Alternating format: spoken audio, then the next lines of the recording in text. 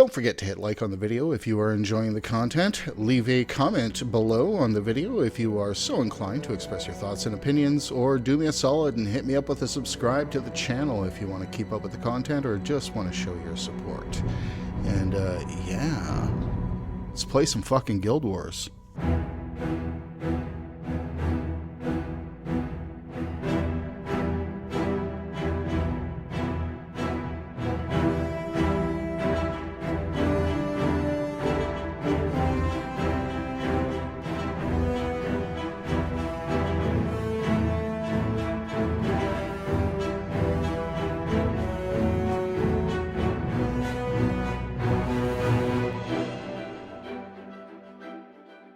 Hey, welcome back everyone to Let's Replay Guild Wars 2, the series where I play Guild Wars 2 so you don't have to. And let's take a look at where we're at here. The last episode, we did a little bit of leveling, we did some story stuff to get some rewards and to progress our character a little bit. We are currently sitting at level 13, and today my big goal is level 20. What we're going to start with, though, are a few bits of information. I'm going to do a little bit of an info dump on you guys and talk about some things. We're going to talk specifically about gearing, and we're going to talk specifically about leveling. So let's first start with the gearing portion of it. If you take a look, I will pull up my inventory, and what you will see here is I've actually gone ahead and I've purchased 3 8-slot bags from the TP at a total cost to me of 56 copper, I believe it was. It was pretty ridiculously cheap.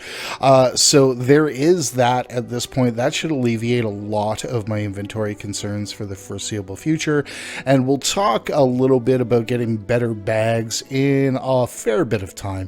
When I start running into some problems with this is when I'll start looking at it. Typically what I'm going to do is I'm going to use the starter 20-pack bag, and then I'm just going to fill everybody up with 18s. Anything else that I get is kind of a bonus, but I find that having everybody with the 5 18s is absolutely fine. You'll also notice one other thing here about my account is I have not purchased any other bag slots.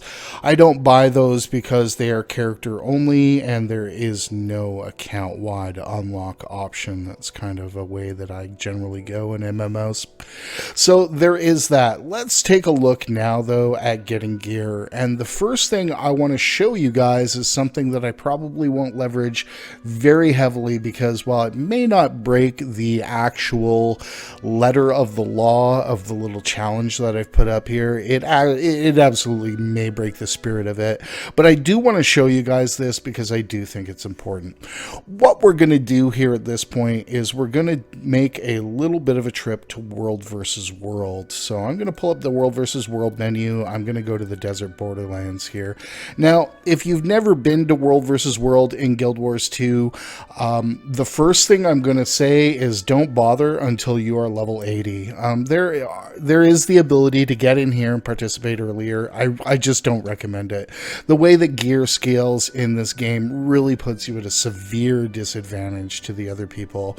This is a competitive game mode. It is kind of the spiritual successor of Dark Age of Camelot, I want to say. But really what we're going to do is we're going to visit these vendors over here. We're going to visit these vendors. I'm going to point them out to you. I'm going to buy a couple of small things here, but I really just don't want to kind of exploit a loophole in my my very own challenge. If we look at this weaponsmith here, we've got weapons. One of the interesting things about this vendor is that the weapons that he sells actually scale with your level. So while I'm here at level 13, what is it is actually showing me are level 10 weapons.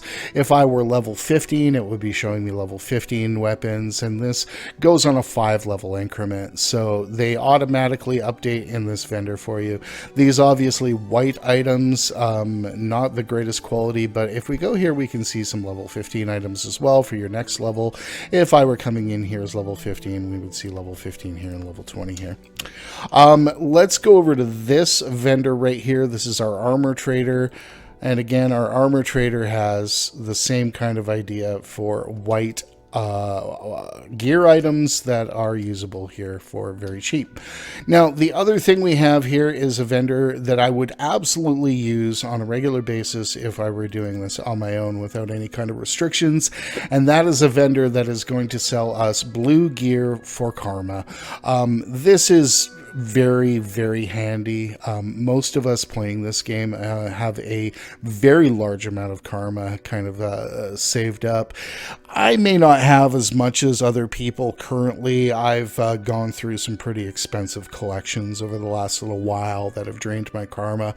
I was over 1.5 million a couple of weeks ago, but just kind of drained it buying a whole bunch of things. So we have that. I am at this point just going to buy some pants. And I'm going to buy some shoulders. And I'm just going to leave it at that. So keep in mind that this vendor is here for your needs. As you get to a higher level, the quality of the items that are at these vendors also increases to the point where you will be able to buy some exotic gear once you get to level 80. So do keep that in mind. And with that said, I am just going to go ahead and equip these two things. And I'm going to head back to the real world, so to speak, and we'll take our next step. So back here at Fields of Ruin, if I pull up my equipment now at this point, I think the only thing I really need, I could probably get another axe here fairly soon. The staff is okay, but I would really, really like a war horn. So at this point, I'm just going to go to the trading post.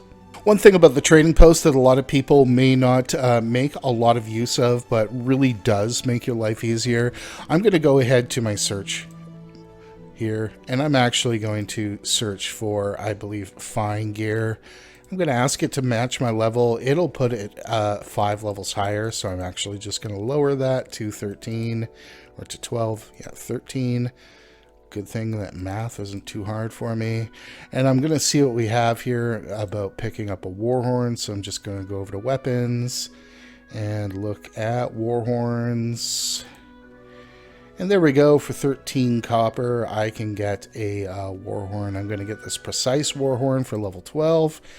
And again, we are absolutely not breaking the bank with this. We're measuring ourselves in copper here at this point. I think I will also just take a look at the axes available and see if this is an upgrade for cheap for me. A precise axe is not an upgrade. It's a pretty serious downgrade. So I will at this point just leave that. And I'll go over here to the trading post dude, pick up my warhorn. And then we'll take our next step. All right. Warhorn equipped. And we are good to go.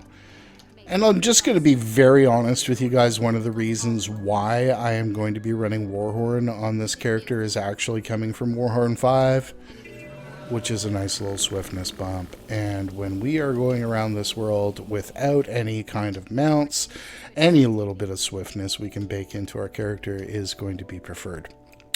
So we are now at least, more or less geared for our progression at this point. Let's talk about skill points for a few moments. So I'm just going to pull this up and I'm going to bring up a little bit of information here. And, if you're not familiar with this, I'm going to give you the biggest piece of knowledge about this whole system that you will ever get. And that is this. You will eventually fill out all of this. And any mistake you make is not a big deal. You just go out, grind yourself a few more hero points. So really, the order in which you grab these, particularly for the skills portion, is not super a big deal. But once you get to specializations, you absolutely want to, concentrate on one at a time or two at a time as you are going. However, when I play this game, I may play it a little differently. If I go ahead and get a bunch of hero points early and enough that I don't need to worry about changing things as I'm going and experimenting, etc. If I can get a whole bunch of these down in front of me before I start going out and earning them in the world, then by the time I get to level 80, you know, getting that elite spec unlocked does not take a lot of time. So what I like to do is kind of, instead of backloading all my spending of easy hero points after I'm 80, I like to get them before I'm level 80 and as soon as possible. The first thing that we're going to do is we're actually going to go back to world versus world. So let's go back to world versus world. We'll go back to the desert borderlands. And what we have here is the Heroics Notary for hero challenges. And if we click on him, we can use currency that we gain in World versus World to get us hero points. So we can click on one for a proof of heroic, and what it will do is randomly complete a hero challenge in Corteria for you and give you the hero point. The other options here is you have the notarized scrolls of Maguuma heroics and the notarized scrolls of desert heroics. And again, these cost 10 of each, will give you 10 hero points, and randomly complete a hero point in the area that you are buying for. So if I buy a notarized scroll of Maguuma heroics and I use it, it will randomly complete 1 hero point in the Heart of Thorns expansion. If I go ahead and I do the same thing with the notarized scroll of desert heroics and I buy it here, I will absolutely randomly complete a desert hero point. So what I like to do here is I would go, if I had the currency, I've been using a fair bit of the currency for other things over the last little while, but I would go ahead and I would buy 25 notarized scrolls of Maguuma heroics and immediately cap all my hero points. That way, anything that I got as I was playing through, I would just be unlocking slow progression towards the elite spec. Okay, and that's kind of the idea behind that. So I would obviously choose the Maguuma heroics over the desert heroics, because the Maguuma heroics can be a little bit harder to get. They have a little bit more value that way. The desert heroics, there isn't a desert hero point that isn't absolutely soloable. So that is where I might go if I were not on this challenge. So considering instead that I am indeed on this challenge, the last thing that I'm going to do before I get started on leveling is I'm going to touch on food and utilities. So food and utilities, very much like a lot of other MMORPGs or RPGs in general, we have a food system where we are able to use a consumable, and for that consumable, its duration, we're going to get a buff. The same thing is with a other system called utilities, not to be confused with your utility powers. There are some consumables that are referred to as utilities, and if we have both of those on at the same time, as you see, we're going to get a bit of an XP buff as we level. If we go ahead at this point, we just pull up the Black Lion Trading Company. The first thing that we'll do is we will go to the trading post. At the trading post here, we will take a look, and we actually have a whole category under other for food effects and one for utility effects. We will go to food effects and we will sort these by lowest price. Now, looking at these, you can see these are really, really inexpensive little buffs that we can get here. Some of the things that you're going to see here aren't actually buffs. What we are specifically looking for are bowls of candy corn custard. If we take a look at this, we see that we gain health every second, but more importantly, we're going to be using the bowl of candy corn custard because the said consumable is going to offer us, for its duration, a 15% experience from kills buff. This is a particularly powerful little buff, as you can imagine, and it is very cheap. So what I am actually going to do is I'm going to buy 50 bowls here at this point, and this is, oh no, I'm not, that's going to break me. I'm going to buy 10 bowls of this for the moment. That's going to be 1 silver and 80 copper. Now, utility effects get a little more complicated, but I think the only thing to really understand at this point of the game is that all of them are going to offer us a 10% experience buff. So if we are going to go ahead at this point and keep up a candy corn custard and a utility buff, we are going to maintain a permanent buff of 25% as we level for XP. So as you can imagine, this is a pretty generous buff that we can have for a very minimal cost. I'm going to highly recommend that you go ahead and you do that. And now the final piece of note about this system is that the utility effects we actually cannot use until we are level 25. So we will forego buying them for the moment, and just keep that in mind that once we hit level 25, we want to be making sure that we're using utility. For the meantime, we're going to pick up our candy corn custard for our 15% XP buff and then get on our way. So there are a couple of other things to talk about regarding leveling. I'm going to leave them for the next episode because I feel that we've been really talky at this point, and I'm eager to go put on a couple of levels on this character. So I am going to assign my skill points or my hero points here really quickly, if you'll give me a moment. I am going to go ahead and grab a signet that is going to help us out a fair bit here. So going to train into signets here. Grabbed signet of the locust is what I'm looking for. I believe I can train this up. There's plague signet, and do I have signet of the locust? Yes, now I have signet of the locust. Signet of the locust is going to be giving me a passive movement speed buff. I'll probably also put on the signet for health. Now, there we go. This is a nice little movement speed buff, and this plus the warhorn, yay, I like that. I feel good about things going through. And there we have it. So let's go ahead at this point and find somewhere to go kill some stuff. And a good place for about this level is back in the Plains of Ashford, back here along the toppled wall. There's a whole area up here with some harpies where we can kill some harpies that don't always get killed fairly quickly, and also complete some hearts as we're doing it. And there's a few other things up here that are a lot of fun and should be a good time. So let's go ahead here, back to Plains of Ashford, and I think really at this point it's time for some more leveling B-roll.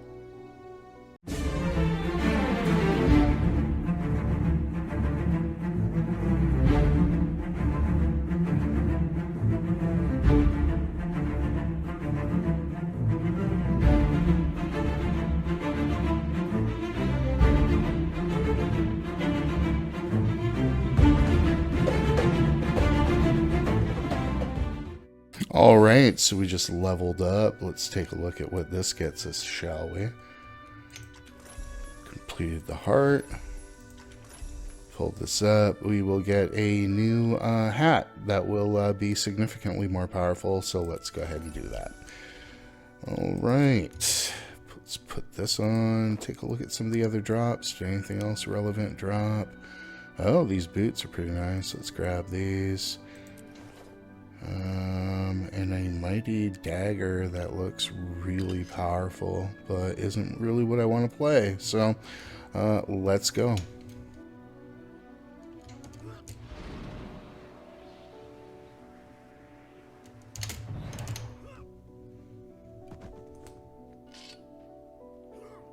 Really? Did I really just do that? Oh, man.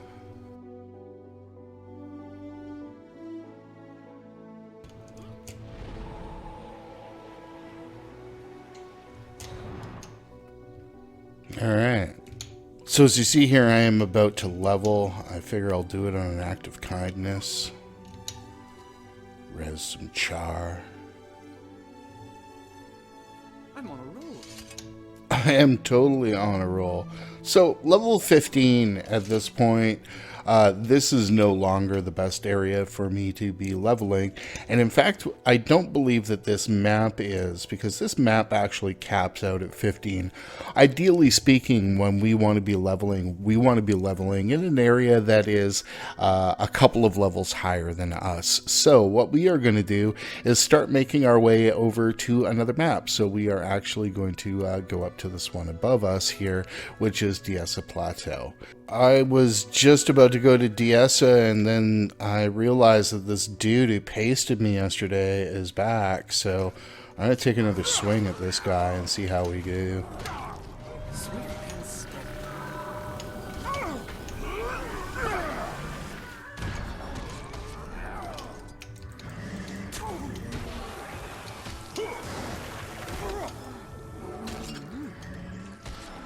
Oh, he's helping.